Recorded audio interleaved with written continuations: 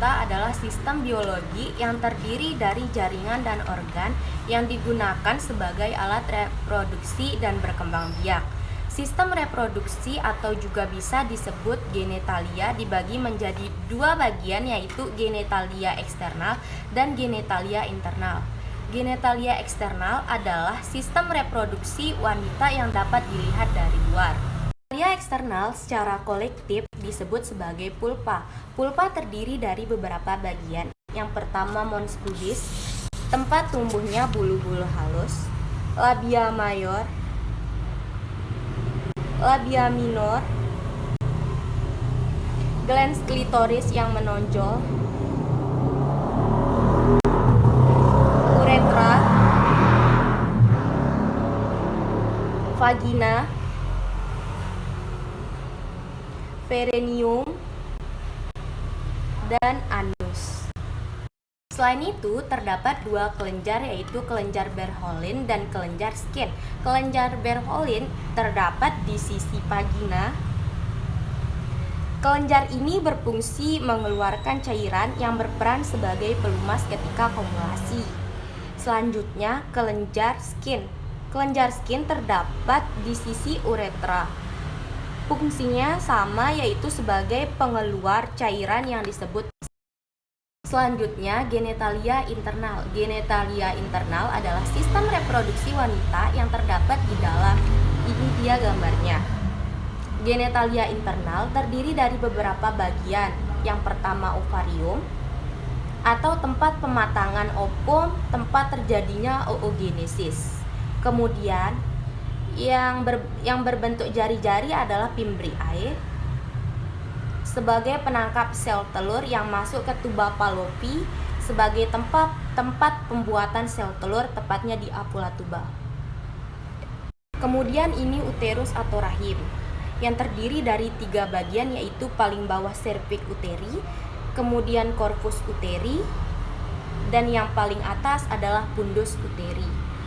Uterus juga terdiri dari tiga lapisan. Lapisan luar perimetrium, lapisan kedua yaitu myometrium, dan lapisan yang paling dalam adalah endometrium atau tempat melekatnya janin yang setelah dibuahi dinding rahim yang meluruh ketika menstruasi. Kemudian yang terakhir vagina sebagai tempat ejakulasi, jalan keluarnya menstruasi, dan jalan keluarnya bayi yang baru lahir. Dan selanjutnya di sini saya akan menjelaskan tentang pelvis. Yang pertama, pelvis dibagi menjadi dua. Yang pertama di sini adalah pelvis mayor dan di sini adalah pelvis minor. Di sini saya akan menjelaskan bagian-bagian dari panggul, bagian keras. Panggul terdiri dari beberapa bagian. Di sini ada dua tulang coccyx, satu tulang sacrum, dan satu tulang coccygeus.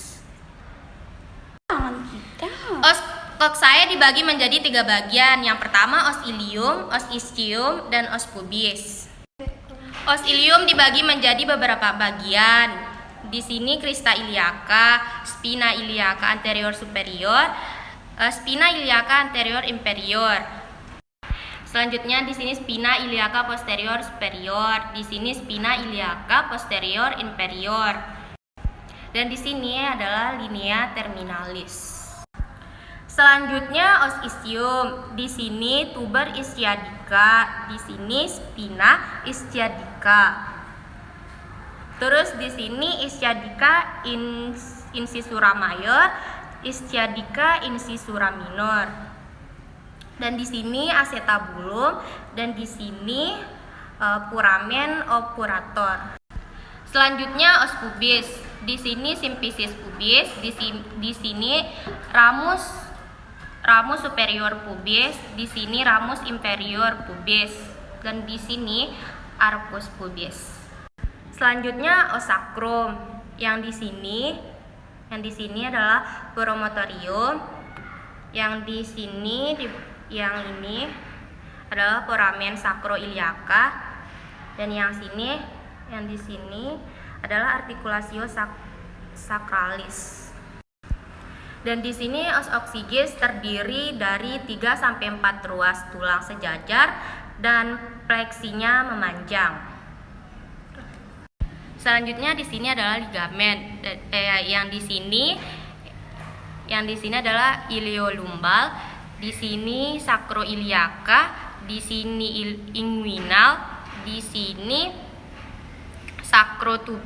sakrospinal, di sini sakrotuberal, dan di sini adalah longitudinal anterius. Dan di sini adalah pubikum. Selanjutnya di sini adalah sendi. Sendi dibagi menjadi 3 bagian. Yang pertama adalah sendi artikulasio sakroiliaka, yaitu fungsinya menghubungkan tulang dengan tulang ilium.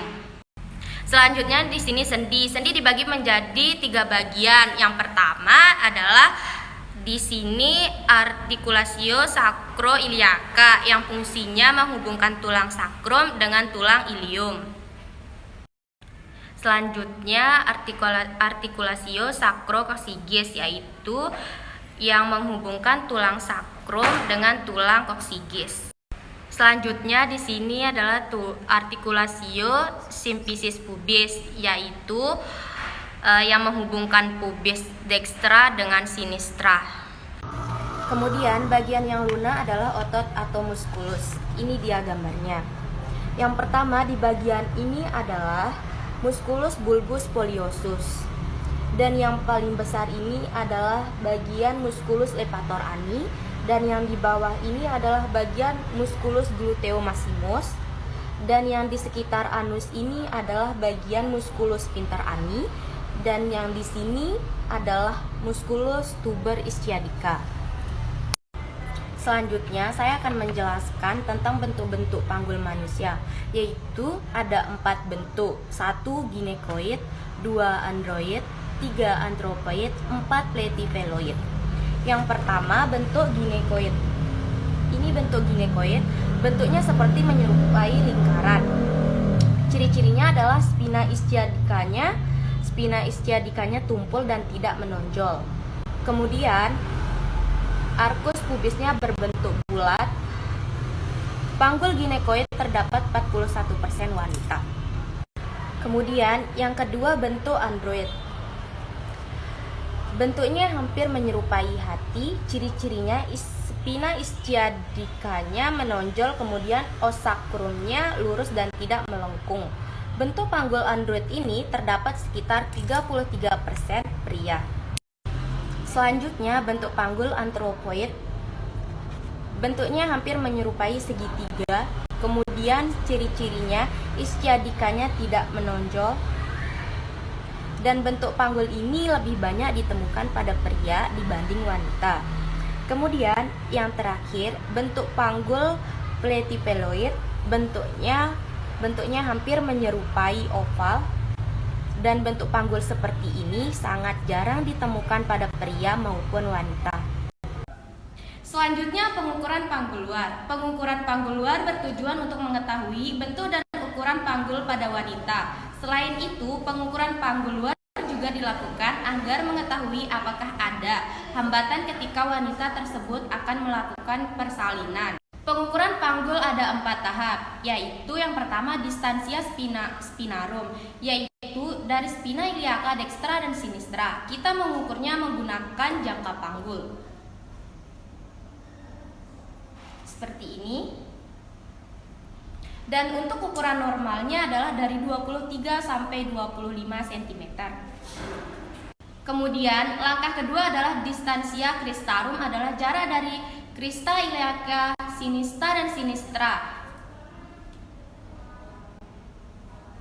Seperti ini.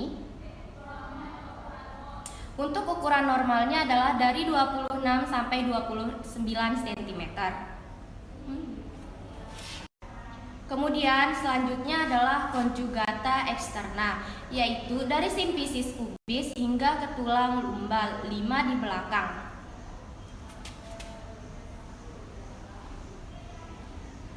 Seperti ini. Jarak normalnya adalah 18 sampai 20 cm. Kemudian yang terakhir yaitu pengukuran lingkar panggul menggunakan Matlin. Dari simfisis pubis kemudian melingkar dari seluruh panggul wanita hingga ke simfisis pubis lagi. Seperti ini. Ukuran normalnya adalah 80 sampai 90 cm.